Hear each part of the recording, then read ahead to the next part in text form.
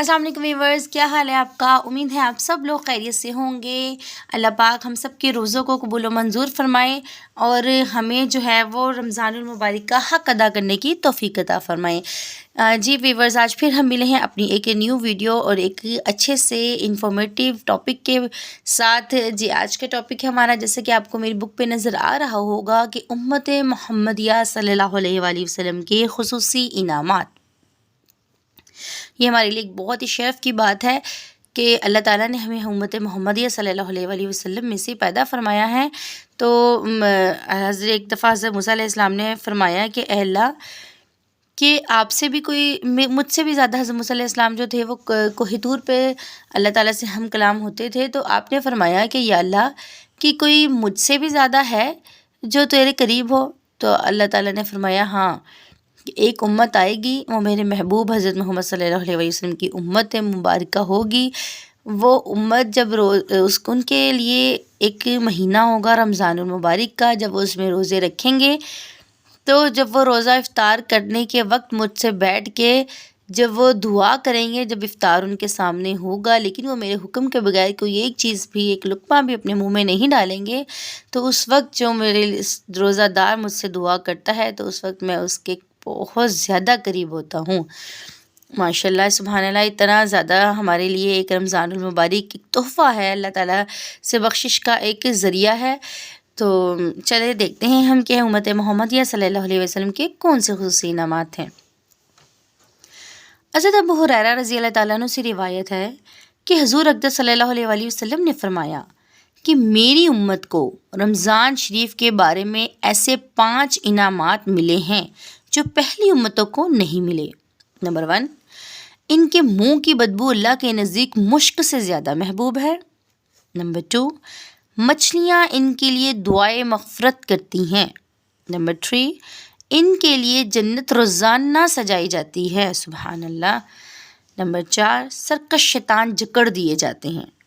Number 5، رمضان کی آخری رات میں روزہ داروں کی مغفرت کر دی جاتی ہے۔ جو 5 تک راتیں ہوتی ہیں، 21ویں شب سے لے کر 29ویں شب تک، کوئی ایک رات اس میں لیلۃ القدر کی رات ہے، اس کا علم کسی کو نہیں ہے، لیکن ان 5 راتوں میں جو ہے وہ بخشش، رمضان تو پورا ہی بخشش کا مہینہ ہے، لیکن ان 5 راتوں میں جو ہے وہ بخشش، خاص طور پہ جو اللہ تعالیٰ سے بخشش مانگتا ہے اس کی بخشش پکی ہی پکی ہوتی ہے، سوائے جو کبیرہ گناہ کرتے ہیں، والدین کے نافرمان ہیں، یا کوئی بھی حقوق العباد، جو میں نے پہلے بھی آپ سے ذکر کیے تھے کہ جب تک حقوق العباد جو ہے وہ بندہ نہیں معاف کر دیتا، تب تک اللہ تعالیٰ اس کو نہیں معاف کرتا۔ اس لیے سب سے زیادہ کوشش کریں کہ ایک دوسرے سے پیار و محبت سے پیش آئیں، ایک دوسرے کے لیے اپنے دل میں خلوص رکھیں، بغض اور کینہ نہ رکھیں۔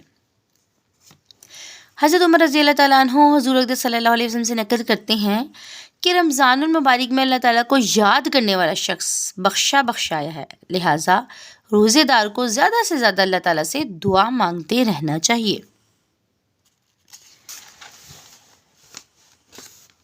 اے خیر کو تلاش کرنے والے، حضرت عبداللہ بن مسعود رضی اللہ تعالیٰ عنہ سے روایت ہے کہ رمضان المبارک کی ہر رات ایک منادی پکارتا ہے، منادی کہتے ہیں اعلان کرنے والے کو، کہ اے خیر کو تلاش کرنے والے، متوجہ ہو اور آگے بڑھ، اور اے برائی کے طلبگار، بس کر اور آنکھیں کھول۔ اس کے بعد وہ فرشتہ کہتا ہے کہ کوئی مغفرت کا چاہنے والا ہے کہ اس کی مغفرت کی جائے، کوئی توبہ کرنے والا ہے کہ اس کی توبہ قبول کی جائے، کوئی دعا کرنے والا ہے کہ اس کی دعا قبول کی جائے، کوئی سائل ہے کہ اس کا سوال پورا کیا جائے۔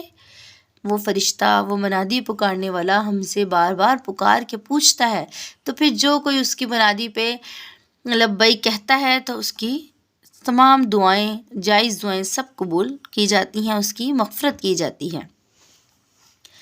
5 کروڑ 80 لاکھ جہنم سے آزادی کا پروانے، 5 کروڑ 80 لاکھ اللہ تعالیٰ نے اتنے لوگ جو ہیں وہ رمضان المبارک میں جہنم سے آزادی کے پروانے، یعنی کہ جہنم سے آزاد کیے ہیں۔ حضرت ابن عباس رضی اللہ تعالیٰ عنہ کی ایک طویل حدیث ہے کہ جنت کو رمضان شریف کے لیے خوشبوؤں کی دھونی دی جاتی ہے، اور شروع سال سے آخری سال تک رمضان کی خاطر سجایا جاتا ہے۔ اور حضور صلی اللہ علیہ وآلہ وسلم نے فرمایا کہ اللہ تعالیٰ رضوان کو فرماتے ہیں کہ جنت کے دروازے کھول دے، اور مالک دروغہ جہنم سے فرماتے ہیں کہ احمد محمد صلی اللہ علیہ وسلم کی امت کے روزہ داروں پر جہنم کے دروازے بند کر دیں۔ سبحان اللہ۔ اور آپ صلی اللہ علیہ وسلم نے یہ بھی فرمایا کہ رمضان شریف میں روزانہ افطار کے وقت حق تعالی شانہ ایسے 10 لاکھ افراد کو جہنم سے خلاصی عطا فرماتے ہیں جو جہنم کے مستحق ہو چکے ہوتے ہیں، واللہ اعلم۔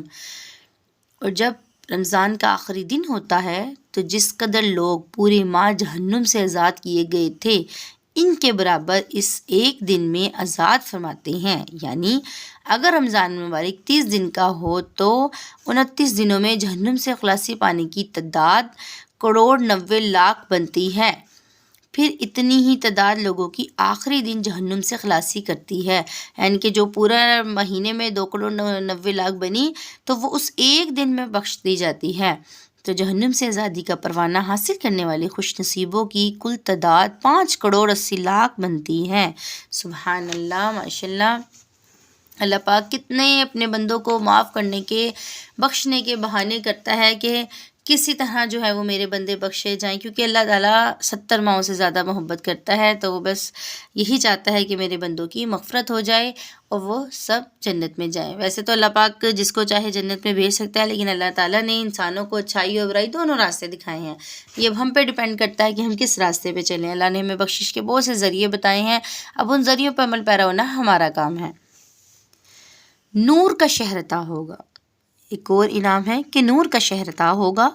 حضرت نبی کریم صلی اللہ علیہ وآلہ وسلم نے فرمایا جو رمضان میں مجالس سے ذکر میں سے کسی مجلس میں حاضر ہوتا ہے، ان کے جہاں پہ اللہ تعالیٰ کا ذکر ہو رہا ہو، اللہ اس کے لیے ہر قدم کے عوض 1 سال کی عبادت لکھ دیتا ہے۔ سبحان اللہ۔ اور قیامت میں وہ میرے عرش کے نیچے ہوگا۔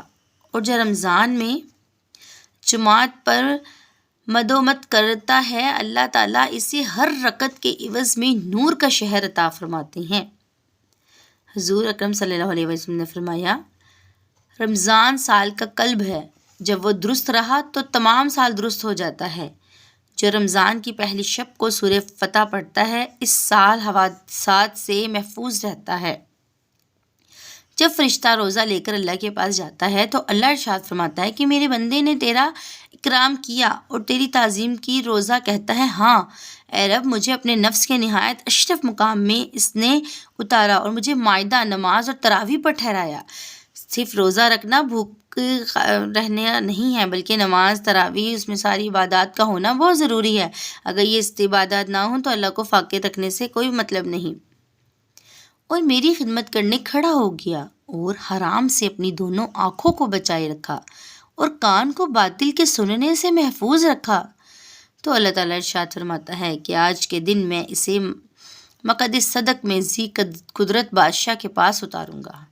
آپ صلی اللہ علیہ وسلم نے فرمایا شعبان میرا مہینہ ہے، جیسے میں تمام انبیاء پر افضل ہوں اسی طرح یہ مہینہ بھی اور مہینوں سے افضل ہے، اور رمضان اللہ کا مہینہ ہے، اس کی فضیلت کا اندازہ نہیں ہو سکتا۔ اللہ تعالیٰ نے فرمایا ہے کہ روزہ میرے لیے ہے اور اس کا اجر میں ہی دوں گا۔ جو ویورز آج کے لیے اتنا ہی۔ امید ہے کہ آپ سب لوگوں کو کچھ نہ کچھ سیکھنے کو ضرور ملا ہوگا۔ اللہ تعالیٰ ہمیں ہمیشہ حق بات کہنے اور حق بات سننے اور اس پر عمل پیرا ہونے کی توفیق عطا فرمائے۔ پھر ملیں گے اپنی نئی ویڈیو کے ساتھ۔ اس سے اجازت چاہتے ہیں، اس سے پہلے اگر آپ میرے چینل پر نیو ہیں تو پلیز چینل کو سبسکرائب کیجیے گا، لائک کیجیے گا اور شیئر بھی کیجیے گا۔ اللہ حافظ۔